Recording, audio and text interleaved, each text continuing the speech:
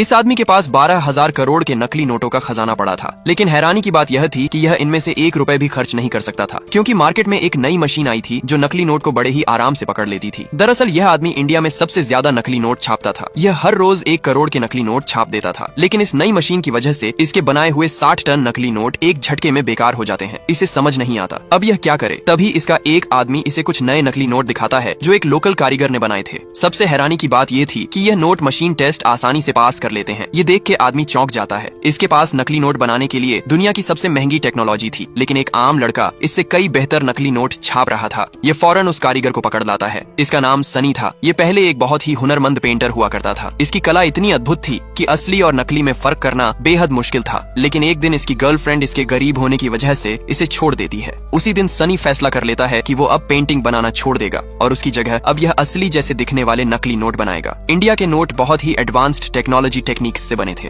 सबसे मुश्किल काम नोट के माइक्रोटेक्स्ट और पैटर्न्स की हूबहू कॉपी करना था। डिजिटल प्रिंटर इन्हें ठीक से नहीं बना पाते थे, क्योंकि उनमें छोटे छोटे टूटे हुए पैटर्न आ जाते थे। यही सनी की हाथ की कला काम आती है। ये माइक्रोस्कोप के हर हिस्से को बारीकी से देखता है और हूबहू उसे अपने हाथ से बना देता है। फिर उन हिस्सों को जोड़कर यह एक परफेक्ट मास्टर शीट तैयार करता है। इसके बाद इस शीट पर कई सुधार किए जाते हैं। पहले इस पर नई परतें चढ़ाई जाती हैं, फिर इस पर कोटिंग और हीटिंग की जाती है। लेकिन जब प्रिंटिंग की बारी आई तो एक और दिक्कत आ गई। पुरानी मशीन एक बार में सिर्फ एक ही रंग छाप सकती थी, जबकि असली नोट में 4 अलग अलग रंग होते हैं। तब इसका दोस्त फिरोज, जो बचपन से ही प्रिंटिंग प्रेस में काम कर रहा था, सनी की मदद के लिए आगे आया। इसने चारों रंग एक एक करके प्रिंट किए और फिर उस पर चमकदार सिक्योरिटी स्ट्रिप जोड़ दी। इस तरह नकली नोट तैयार हो गए। पर सनी को यह नोट कुछ ज्यादा ही नए लग रहे थे। इन्हें असली नोट की तरह पुराना दिखाने के लिए यह नोट को चाय में डिब्बों देता है, फिर यह इन्हें सुखाता है। अब यह नोट सच में असली नोट की तरह दिखने लगते हैं। अब यह इन नोटों को टेस्ट करने के लिए एक शराब की दुकान पर जाते हैं। दुकानदार नोट लेता है और नोट को हाथ लगाते ही फौरन समझ जाता है कि यह नोट नकली है। किसी तरह ये यहाँ से बच के निकल जाते हैं। घर पहुँचने के बाद सनी सोचने लगता है कि इतनी मेहनत से बनाए गए नोट आखिर पकड़े कैसे गए। तभी यह एक और टेस्ट करता है। यह अपने दोस्त को आंखें बंद करके असली और नकली नोट में से नकली नोट पहचानने के लिए कहता है। इसका दोस्त हाथ लगाते ही नकली नोट को पहचान लेता है। अब सनी को समझ आ जाती है कि सारी समस्या नोट के कागज में है।